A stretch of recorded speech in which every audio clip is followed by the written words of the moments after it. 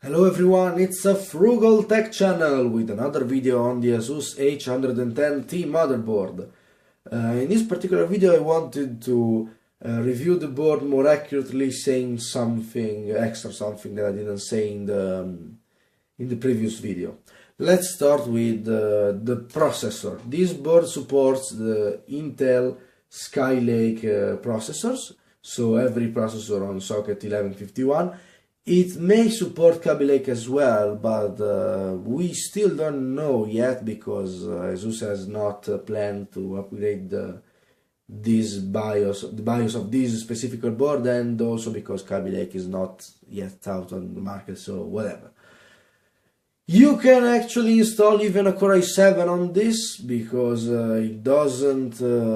this board doesn't blacklist the CPUs over a certain TDP, but ASUS suggests you to use at least a 120 watt power brick if the TDP of the CPU exceeds 45 watts, and also it suggests using thermal solution at least as good as the Intel stock heatsink if your TDP is 90 watts or over that. So if you take some precautions and try to use a good solution, you will be fine. Let's move on to the memory slots. These are SODIMM slots, so this board will use SODIMM memory. This board supports DDR4, not 1.2 volts at 2133 MHz, so it's like an Intel NUC. It's like a new Intel NUC on this part. It's using SODIMMs is a very common choice on the FinITX market, but it may seem a little strange for a regular PC builder. But anyways, it's a very normal decision for the FinITX market, so don't get scared that this board is not as exotic as it seems. Let's move on to storage. We have two SATA 3.0 connectors with a SATA power connector, so you can feed your power to your SATA devices without using another power supply unit. We also have M.2 connectors. This one is for storage. It's a socket 3M. And it supports SSD up to 60 millimeters long. Be careful about that because 80 millimeters long SSD are not supported on this board, and there's no other way around. You will need a 42 millimeters or 60 millimeter long SSD. You can wait for a PCI SSD that will be this long if you really hate SATA standards, or you can use a SATA M.2 SSD, which will be slower, but it won't be a problem. Actually, a 60mm M.2 SSD based on PCI Express exists, but it's sold by HP and it costs quite a lot, so I will not suggest you buying it unless you've got really a lot of money. And speaking about the M.2, this socket 3,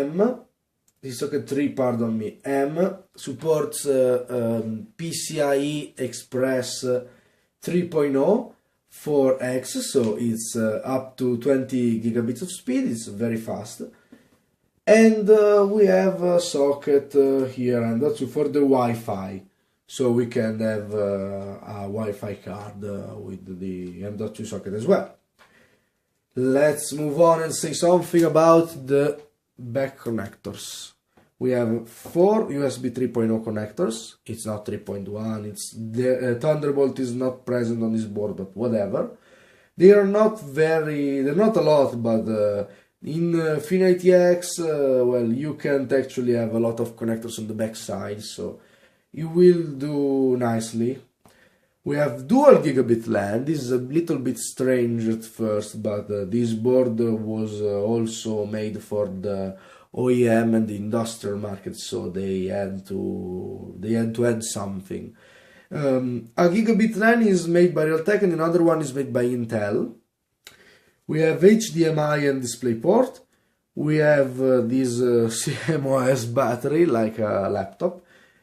And we have these connectors which are controlled by Realtek audio chip for phones and microphone and the microphone. There isn't any line in connector or any other stuff audio related.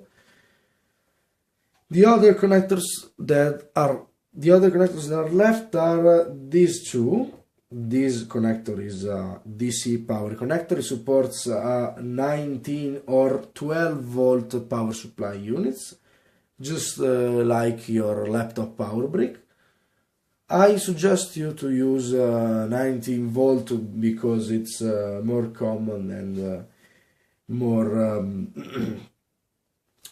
easy and easier to find. If you are an industrial customer, you may want to use a 12 volt power supply instead. And this internal power jack can be useful if you're using this board in an all-in-one environment or also in an industrial environment, as I told you before.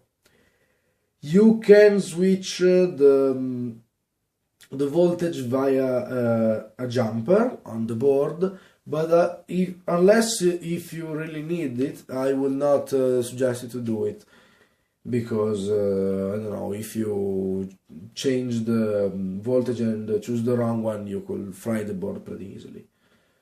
Anyway, we have many USB headers placed around the board. We have our CPU and the fan and the chassis fan headers. It's a 4-pin header, so it supports 3 and 4-pin fans. We also have many other stuff: speaker header, chassis intrusion header, clear RTC header, and so on. And also we have got this, which is pretty nice.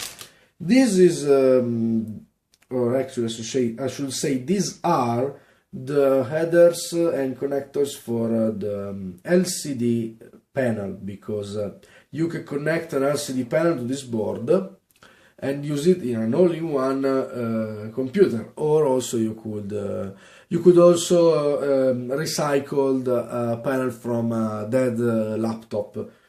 It's another option, even if it's not the primary one.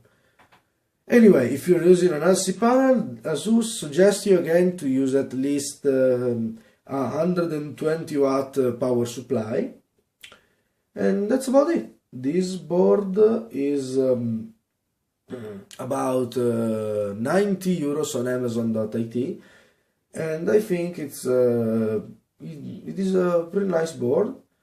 I hope this board will behave nicely in my new system, as I will show you in 2 or 3 days. I don't know when I will have this system assembled, of course.